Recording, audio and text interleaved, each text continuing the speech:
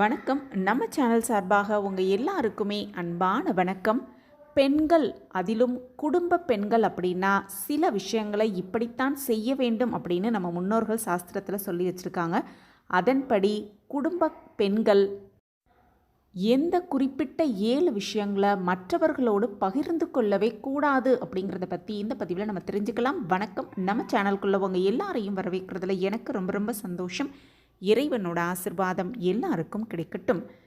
பெண்கள், குடும்ப பெண்கள் செய்யக்கூடாது அப்படிங்கிற வரையறையை நம்ம முன்னோர்கள் பல விஷயங்களில் வகுத்து வச்சுருக்காங்க. அதற்கு சட்டம்லாம் தனியாக கிடையாது. அவங்கவுங்க வாழ்க்கையில் அனுபவ ரீதியாக அனுபவித்த விஷயங்களை நமக்கு சொல்லிட்டு சென்றிருக்காங்க நம்ம முன்னோர்கள். அதையெல்லாம் நம்ம பின்பற்றினோன்னா நம்ம குடும்பத்திற்கு நல்லது அப்படின்னும், அதுவும் குடும்ப பெண்களுக்கு பிரச்சனையை தரக்கூடிய அந்த 7 விஷயங்கள் என்னென்ன, எவையெல்லாம் மற்றவர்களோடு பகிர்ந்து கொள்ளவே கூடாத விஷயங்கள் அப்படிங்கிறத முதல்ல நம்ம ஒவ்வொன்றா தெரிஞ்சுக்கலாம். முதலாவதாக விஷயம் அப்படின்னு பார்த்தோன்னா, ஒரு குடும்ப பெண் அவளுடைய வீட்டு விவகாரங்கள், அதாவது குடும்ப ரகசியங்களை வெளி ஆட்களிடம் கூறுவதை முதல்ல தவிர்த்து விட வேண்டும். அவங்க குடும்பத்துக்குள்ளே நடக்கும் பிரச்சனைகளை ஒருவருக்கொருவர் பேசி அவங்களே தீர்த்து கொள்ளணுமே தவிர 3வது நபர்களிடம், வெளி ஆட்களிடம் அதை கூறுவதை தவிர்த்து விடுவது ரொம்ப ரொம்ப நல்லது அப்படின்னும், இப்படி செய்வதால் திருமண வாழ்வில் பிரச்சனைகள் வர ஆரம்பிப்பதற்கான ஒரு செயலாகவே பார்க்கப்படுது. அப்படி மற்றவர்களோடு சொல்லும் பொழுது மற்றவர்களால் அந்த ரகசியங்கள் மற்றவர்களிடம் பகிரப்படும் அப்படிங்கிறதுனால அது நமக்கே நேர் எதிராக முடிந்துவிடும். அப்படிங்கிறதுனாலும் சில விஷயங்கள், குறிப்பாக குடும்ப ரகசியங்களை மற்றவர்களோடு பகிர்ந்து கொள்வதை முற்றிலுமாக தவிர்த்து விடுவது நல்லது அப்படின்னு சொல்லப்பட்டிருக்கு. அடுத்த விஷயமா பார்த்தோன்னா, ஏதேனும் நிதி இழப்பு, அதாவது பண கஷ்டம் ஏதேனும் குடும்பத்தில் இருந்ததுன்னா அதை ஒருபோதும் வெளிப்படுத்தவே கூடாது அப்படின்னும், ஏன்னு பார்த்தோன்னா நம்ம இழப்பில் மற்றவர்களுக்கு வருத்தத்தை வெளிப்படுத்தினாலும் அவர்கள் உண்மையில் உள்ளுக்குள் சந்தோஷப்படுவார்கள். அப்படிங்கிறதுனாலும் முடிந்தவரை பண கஷ்டம், நிதி இழப்பு இந்த மாதிரி விஷயங்களை மற்றவர்களிடம் சொல்வதை தவிர்த்து விடுவது ரொம்ப ரொம்ப நல்லது. அப்படி மற்றவர்களிடம் அது சொல்லும் பொழுது அவர்கள் 4 பேரிடம் அதை விமர்சிப்பார்கள். அப்படிங்கிறதுனாலும் சமுதாயத்தில் உள்ள மரியாதையை நிலைநிறுத்த பண இழப்பு பற்றி யாரிடமும் சொல்லவே கூடாது அப்படின்னும் சொல்லப்பட்டிருக்கு. இதையும் ரகசியமாக வைத்துக்கொள்வது மிக மிக சிறப்பு.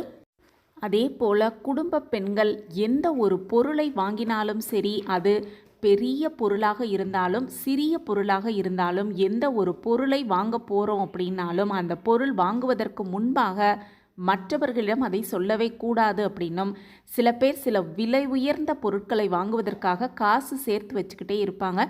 நான் அந்த பொருளை வாங்குவதற்காக காசு சேர்த்துக்கிட்டு இருக்கேன் அப்படிங்கிற ரகசியத்தை மறந்தும் கூட மற்றவர்களோடு பகிர்ந்து கொள்ளவே கூடாது அப்படின்னும், அப்படி சொன்னோன்னா நம்ம வாங்க நினைக்கும் அந்த பொருளை வாங்க முடியாமல் கூட போவதற்கான வாய்ப்பு வரும். அப்படிங்கிறதுனால முடிந்தவரை புதிய பொருட்கள் வாங்குவதை மற்றவர்களிடம் சொல்வதை தவிர்த்து விடுவது ரொம்ப ரொம்ப நல்லது அப்படின்னு சொல்லப்பட்டிருக்கு.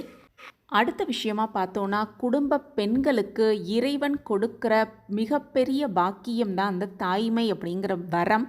தாய்மை அடைந்து விட்டோம் அப்படிங்கிற செய்தியை முதல் 3 மாதம் கழித்து தான் வெளியாட்களுக்கு சொல்ல வேண்டும் அப்படின்னு முன்னோர்கள் சொல்லி வச்சுருப்பாங்க. சில பேர் 5 மாதம் வரை கூட அந்த விஷயத்தை வெளியில் சொல்லாமலே இருப்பாங்க. அப்படி உன்னதமான அந்த தாய்மை அடைந்த விஷயத்தை கணவர் உட்பட தாய், தந்தை, மாமியார் இப்படி இவங்களோட பகிர்ந்து கொள்வதில் தவறு கிடையாது. 3வது நபர்களிடம் பகிர்ந்து கொள்வதை முற்றிலுமாக தவிர்த்து விடுவது ரொம்ப ரொம்ப நல்லது அப்படின்னு சொல்லப்பட்டிருக்கு. அடுத்த விஷயமா பார்த்தோன்னா, நம்மளுடைய சோகம், வருத்தம், வலி இந்த மாதிரி விஷயங்களை மற்றவர்களிடம் பகிர்ந்து கொண்டால் கஷ்டம் குறையும், மன வருத்தம் குறையும் அப்படின்னு நிறைய பேர் சொல்லுவாங்க. ஆனால் உண்மையில் துக்கங்களையும் வலிகளையும் மற்றவர்களோடு பகிர்ந்து கொள்ளவே கூடாது அப்படின்னும், பெரும்பாலும் அவர்கள் நம்ம முன்னாடி ஆறுதலாக பேசுகிற போல பேசி நம்ம முதுகுக்கு பின்னால் கிண்டல் செய்வார்கள். அப்படிங்கிறதுனால முடிந்தவரை சோகங்கள், பிரச்சனைகள், வலிகளை முடிந்தவரை மற்றவர்களோடு பகிர்ந்து கொள்வதை தவிர்த்து விடுவது ரொம்ப ரொம்ப நல்லது அப்படின்னே சொல்லப்பட்டிருக்கு.